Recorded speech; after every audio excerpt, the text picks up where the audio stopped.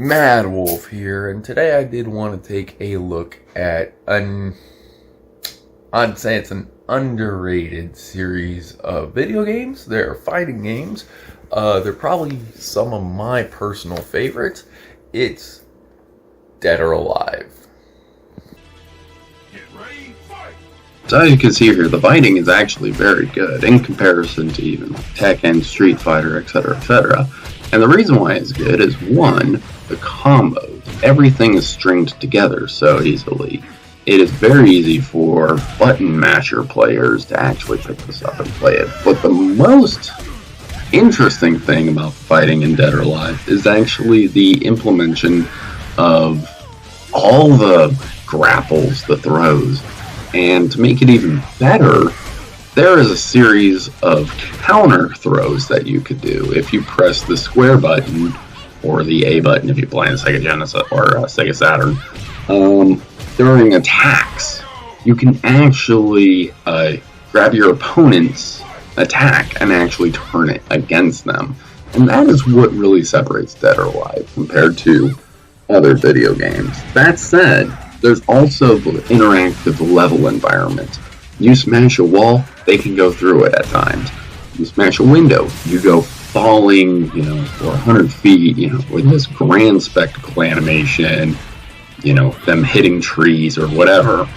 And the fight goes on. Whereas there's a lot of games, not so much anymore, but games like Virtua Fighter, where you get knocked out of the ring, boom, that's it, boring, it's on. Battle Arena Tashiden is another one for the Sega Saturn and early PlayStation, where it's very easy to do ring outs. There's even more where you can find within the space. One of the things that made Tekken cool was the fact that it didn't have a ring out, that the arena just kind of stretched on, that you could keep fighting. But I don't know if you can even see it in some of this footage. You could even see some of the landscape is uneven. It's more natural if you're fighting in like a forest or a snowfield, whatever. But in comparison to, say, Tekken, where everything's flat, Street Fighter, it's flat plane, this actually does give a little bit more depth with the levels. And, oh dude, the detail in Dead or Alive 5. Like, Dead or Alive 5 is my favorite of the series. When you complete a match, you can actually see little bits of dirt on their clothes. You could see streams of sweat pouring down their face, dripping from their chins, etc., etc., blah, blah, blah. It's actually really beautiful with the amount of detail that they put into these games. Not just with the characters, but the level environments, trees, buildings, how things can explode or splinter apart. It is very high attention to the detail, and that's what makes the levels and even the characters and the character models and all that stuff, it's a gorgeous game. Beautiful animation, very fast animation, and then that, and when you have the interactive arenas, it makes you want to explore them. You want to see what little areas you can access. It's kind of like the Tony Hawk Pro Skater games, when you're like, oh, I wonder if I can access a new area, but it's a little bit more hidden in Tony Hawk and stuff like that. Now, Dead or Alive 6, I have issues with Dead or Alive 6. One, it's free to play, which is cool, except you only get 4 characters, and yeah, that's kind of boring. And to make it worse, it's one of those games kind of like a cell phone game, or like, like Quick Champions, where you have to pay to unlock more things. Now, in some aspects, okay, downloadable content, whatever, but when the majority of your game is essentially downloadable content, it's a problem. The redeeming quality in this is actually, it's initially free to play. You can buy the game for like $60 and get 20 characters or whatever, which, that's still a nice deal. It's better than paying $60 and only getting the 4, and then, oh, well, you want to get the other ones? Well, you have to pay to download each individual one. But it's just weird. For example, there's a wardrobe mode. And the wardrobe mode, it's essentially, you get points fighting in the matches and stuff, and then you could unlock bits of new outfits, and then kind of piece them together. But at the same time, sometimes it's just a pain in the butt to unlock some of these outfits. And even the fights, it just lacks a lot of the detail from DOA 5. It's got higher quality graphics, but I'm seeing so much shine and blur, I don't notice the beads of sweat anymore. I don't notice the dirt on their clothes. And it's really easy. Playing on normal, I seriously feel like there's no challenge beating a basic arcade run. So, DOA 6, I'm like, I'm not feeling it, and that sucks.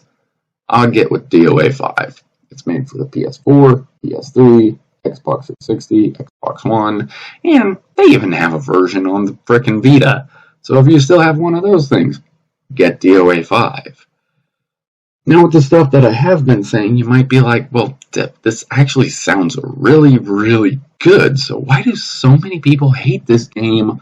Or, what is the bad appeal to this? Well,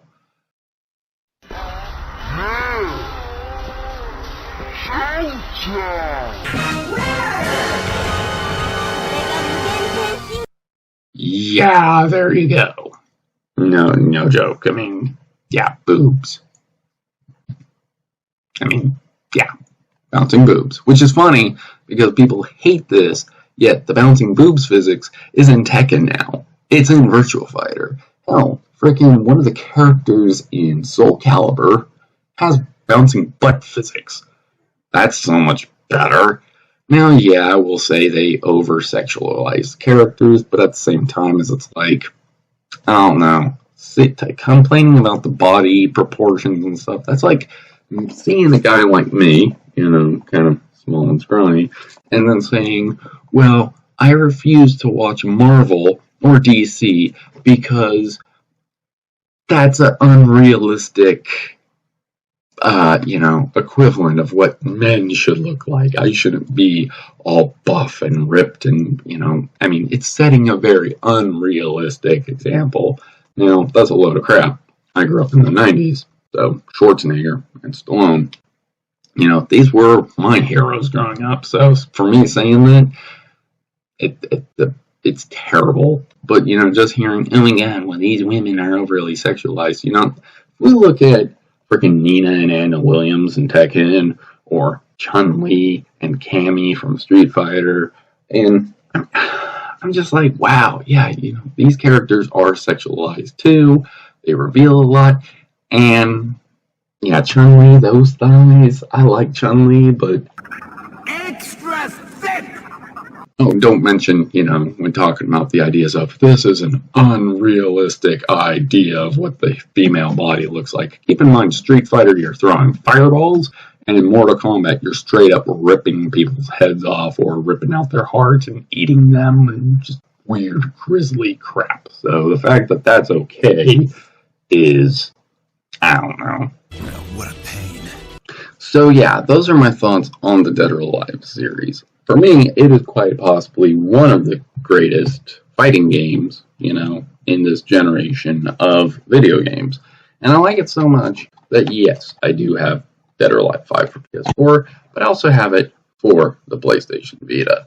It's just a really fun game that I really, really like, and I do recommend it.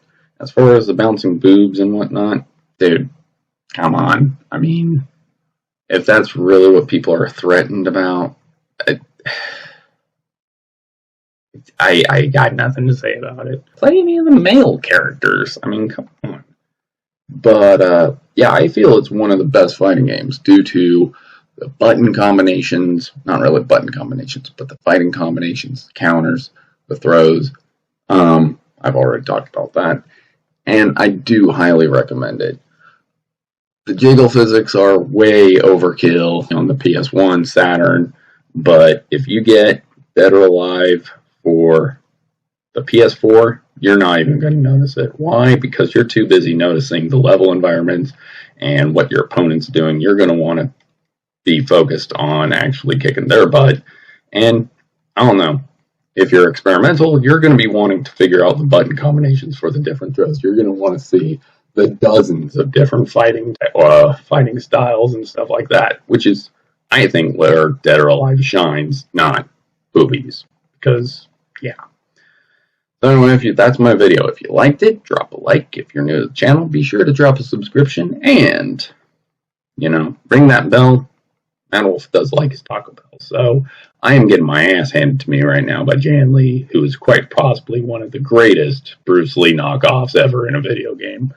I'm pretty sure he would kick the crap out of Marshall and Forrest Law from Tekken. So, anyway, guys, you have a good day. I'm just going to keep getting my ass handed to me in Dead or Alive. So, have fun. How was my fighting? Want to do it again?